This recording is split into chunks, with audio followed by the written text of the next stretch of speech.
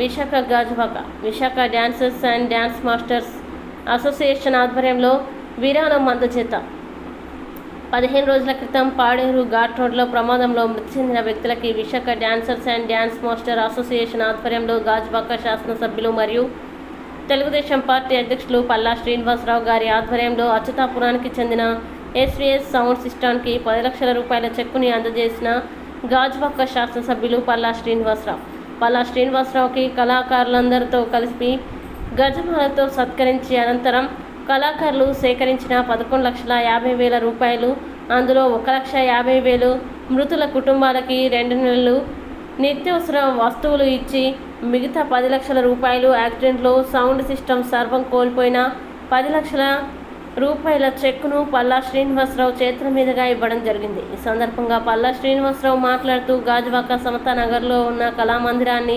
కళాకారులు ఇవ్వడానికి ప్రభుత్వంతో మాట్లాడి ఇచ్చే విధంగా కృషి చేస్తానని హామీ ఇచ్చారు. ముఖ్యంగా తిరునాళ్ళలో జరిగే ప్రోగ్రామ్స్కి పోలీసుల విషయంలో సమయం పాటించకపోవడం వల్ల రాత్రి 11 వరకు ప్రోగ్రామ్స్ ఇచ్చే విధంగా సిపి గారితో మాట్లాడడం జరిగిందని, అందువల్ల మీకు ఎటువంటి ఇబ్బంది లేదని అన్నారు. యాక్సిడెంట్ లో సుమారు 4 కళాకారులు ప్రాణం కోల్పోవడం జరిగింది. అలాగే సౌండ్ సిస్టమ్ కంప్లీట్ సౌండ్ తాలూకు కుర్రాళ్ళు అందరూ కూడా సౌండ్ తాలూకు కుర్రాళ్ళు 4 చనిపోవడం జరిగింది. ఆ సౌండ్ సిస్టమ్ కంప్లీట్ గా పూర్తిగా డ్యామేజ్ కూడా అవ్వడం జరిగింది. వాళ్ళ కష్టాన్ని గుర్తించి కళాకారులు అందరూ కూడా డబ్బులు కలెక్ట్ చేసుకొని సుమారు 10 లక్షల రూపాయలు వాళ్ళకి ఇవ్వడం జరిగింది. అదే కాకుండా చనిపోయినటువంటి వారికి 2 నెలల పాటు రేషన్ కూడా ఇవ్వడం జరిగిందని చెప్పేసి తెలియజేస్తాను. ఈ సందర్భంగా ఆ చనిపోయినటువంటి వారి కుటుంబం తరఫున కళాకారులందరికీ కూడా నేను అలాగే గాజువాక ప్రజల తరఫున వారికి ధన్యవాదాలు తెలియజేస్తున్నాను. ఎందుకంటే ప్రతి ఒక్కరు కూడా ఇది ఆదర్శంగా తీసుకోవాల్సినటువంటి అవసరం ఉంది. కష్టంలో ఉన్నటువంటి వారికి కాస్త ఆర్థిక సాయం చేస్తే మనం ఎలాగ ప్రాణం తేలం, ఆర్థిక సాయం చేస్తే వాళ్ళకి కొంత ఉపశమనం కలిగేటటువంటి పరిస్థితి ఉంటుందని చెప్పి తెలియజేస్తున్నాం. అలాగే మేము కళాకారులకి, ఎందుకంటే తెలుగుదేశం పార్టీ స్థాపించింది కీర్తిశేషులు నందమూరి తారక రామారావు గారు. ఆయన పెద్ద కళాకారులు, వారిని స్ఫూర్తిగా తీసుకొని కళాకారులకు ప్రోత్సహించాలి. ఈ సంఘాన్ని ఏదైతే కళాకారుల సంఘం ఉందో వారికి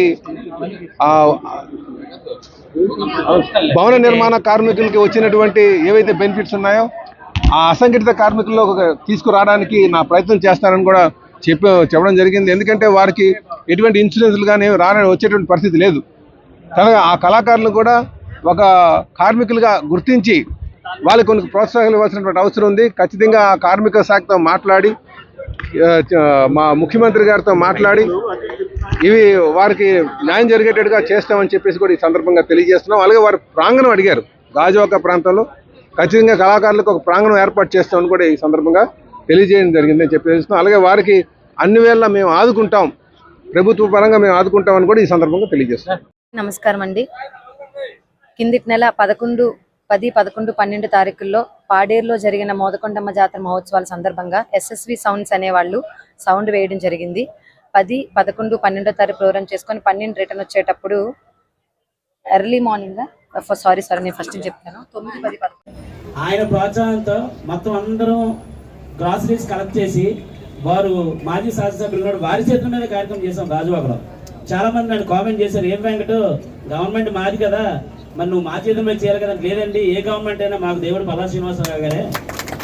ఎందుకంటే ఆయనకి ఏమి లేదు, ఆయనకి పదవి ఉందని గర్వం ఉండదు, ఏ ఫీల్ ఉండదు. నేను ఒక సామాన్యుడిని, నేను కార్యకర్తని, నాయకులు లేని సమాజాన్ని నిర్మించడం నా ధ్యేయం అంటారు ఆయన ఎప్పుడు నాతో. నేను ఎప్పుడు మాట్లాడినా సరే అంత మంచి వ్యక్తి కాబట్టి 95,000 సుమారు 235 మెజార్టీ అంటే రాష్ట్రంలో ఎక్కడైనా ఉందండి.